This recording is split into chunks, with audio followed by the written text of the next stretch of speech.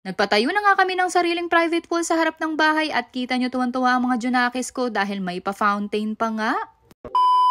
For today's vlog, kasi sikat pa nga lang ng araw ay inatupag ko na nga itong harap ng aming bahay para nga maitayo na ang aming private pool. Mabuti na nga lang din at hindi pa nakakaalis si boss dahil nagpatulong nga ako sa kanya para buhatin nga itong aking mga sampay. Medyo malaki-laki kasi ang pool na itatayo ko kaya kailangan ko nga rin ng malaking space. Pagkaalis naman ng aking mga sampay ay inumpisahan ko na nga walisin itong aming harap para nga matanggal yung mga buhangin. Inayos ko na nga rin muna itong mga halaman at para nga hindi makasagabal mamaya. Next ko naman ay kinuha ko na nga ang aking mga carpet at inilatag ko nga dito para nga ipangsapin. Mabuti na lang din talaga at meron ako mga ganito dahil nakalimutan nga namin bumili ng mat. At eto nga, inuumpisan ko na nga rin buuin itong aming private pool na nahihirapan pa nga ako dahil medyo malaki nga ito. Inaayos ko nga lang din ang pagkakalatag dito pagkatapos ay kinuha ko na nga rin itong aming electric pump. Napakalaking tulong talaga ng electric pump na ito dahil napadali nga nito na palubuhin ang aming pool. Hindi ko na kailangan lumabas pa para pahanginan ito dahil medyo hassle din at medyo malaki. 3 layer nga itong aking kailangan palubuhin at kita nyo naman wala talagang kahirap-hirap at napakabilis pa. Maya-maya lumalabas nga itong aking anak na sobrang excited at ang aga din gumising. Nakaset na nga itong aming pool at ang next ko naman na gagawin ay ang lagyan nga ito ng tubig. Nakalimutan ko pa nga bumili ng hose at pinasuyo ko na nga muna at habang inaantay ay ganito nga yung ginagawa ko. Sayang kasi ang oras kaya sabi ko ay pupunaan ko na nga muna gamit itong mga galon. Nakakailang sali na nga ako ng tubig ng galon pero parang bukas pa nga ako matatapos kaya habang inaantay ko ay ito munang sige lang aasikasuhin ko. Maya-maya nga lang din ay dumating na nga rin itong hose kaya nagamit na nga rin namin at medyo bumilis nga ang pag-iipon namin ng tubig. Hindi pa man puno ang aming private pool, aba may nauna na nga nakiligo.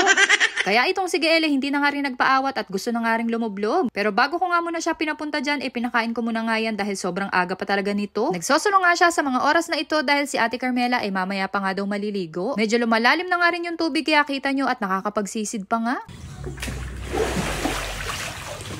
Lunchtime na nga ng mga oras na ito at wala pa nga rin kasawaan itong batang to kaya pinakain ko na nga muna at isda nga ang ulam namin. Sinubuan ko na nga rin siya dito para hindi na nga rin siya lalabas sa pool at mabilis lang din namang kumain ng batang to. Pagkatapos kumain eto na nga si Ate Carmela at lumubdob na nga rin. Nandito nga rin pala ang aking kapatid at chinat ko nga ito para samahan kaming maligo. At dahil tapos na rin naman ako sa iba pang gawain kaya eto at lumublob na nga rin ako. Napakasarap talagang magbabad ngayon lalo pa nga at sobrang init ng panahon. Gustuhin man naming maligo sa mga public pool kaya lang alam ko naman na sobrang dami ng naliligo ngayon. Sobrang tindi rin ang sikat ng araw kaya talagang nakakatamad lumabas kaya sabi ko dito na lang din talaga kami. At least dito solo na namin ang pool, may quality time pa ako sa makukulit. Yun nga lang mag-ready na si boss dahil panigurado malaki ang bill namin sa tubig. Charis.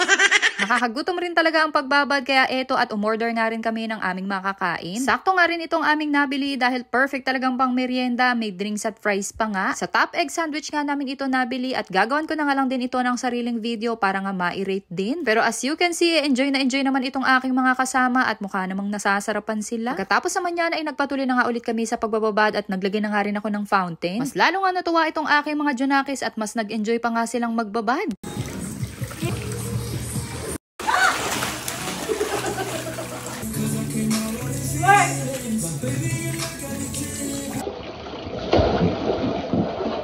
Pahapon na nga rin ang mga oras na ito at sa wakas ay nagsawa rin ang magkapatid. Worth it naman talaga ang pagtatayo namin ng private pool dito sa harap ng bahay dahil talagang nag-enjoy sila. Kaya kung hindi mo na rin carry ang init ng panahon, aba maglagay ka na rin ng private pool sa harap ng bahay mo at magbabad na rin kayo. O siya, yun lang. Thanks for watching.